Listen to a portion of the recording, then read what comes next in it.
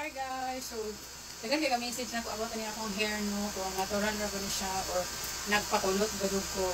So, i-reveal na ako no. Okay, kuan ng gamay guys so far. Bagad siya kayo. Then so far, this is very nice. So, makita ninyo siya, mura siya tinood mo kay so far, this is human hair. So, human hair siya no. Kaya kay kong reply yan, messenger na ko no, sa grow up. So, nainasad ko. So, nainag-comment. Hi ma'am, natural na imo curly hair ma'am. Nice kayo. Nice no? Oh.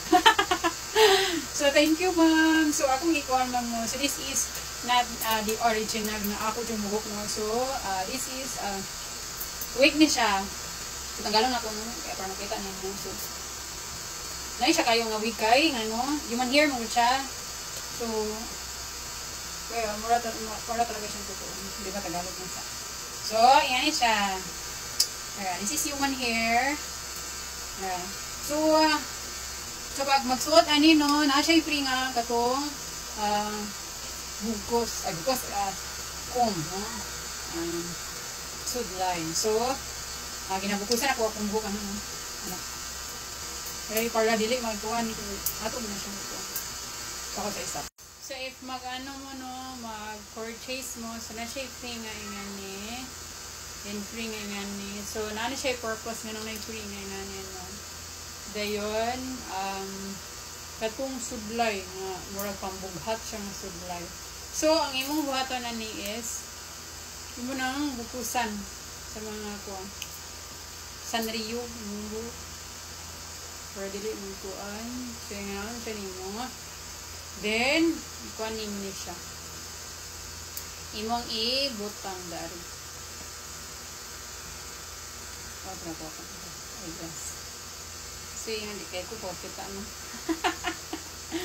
Malabo ng eyes ni Lola. So, ano siya, no?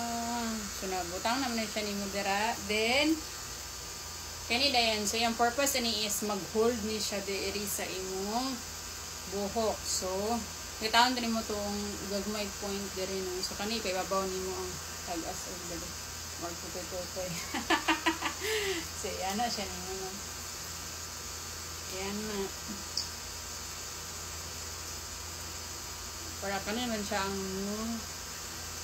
hold sa inyong hair kaya ma-uslo mo na inyong tuan inyong buhok. So, ana. Then, after ana, taod na ninimo ang hair. So, nice siya kayo. So, naipagka-pricey gamay nung gamay lang light. Or sa mag-sale po din siya. So, na-purchase na ko din siya atong December. 1,200 na yata. So, usahay, ang irregular price ani is 3,200 siya. Usahay, 3,499. Pero, almost 5 months yata ako nag-abang ani nga mag-sale dyan. Ang purpose ako ani nga nung na-purchase ko ani kay akong hook is kapang luro kay so far ka ng breastfeeding mom tanong.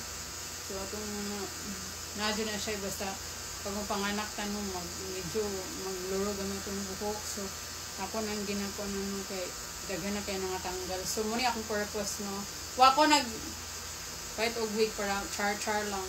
Ay purpose ang tanan kay bayot magasugasto taon na wala purpose no.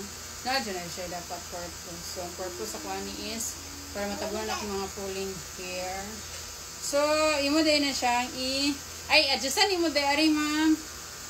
Na siya adjustment rio. Kung dako imong ulo, so adjustan imo. Kung gamay imong ulo, so kani man siya. Na garterize dari. So imo na siyang adjustan din na kung asa kadako ra imong ulo.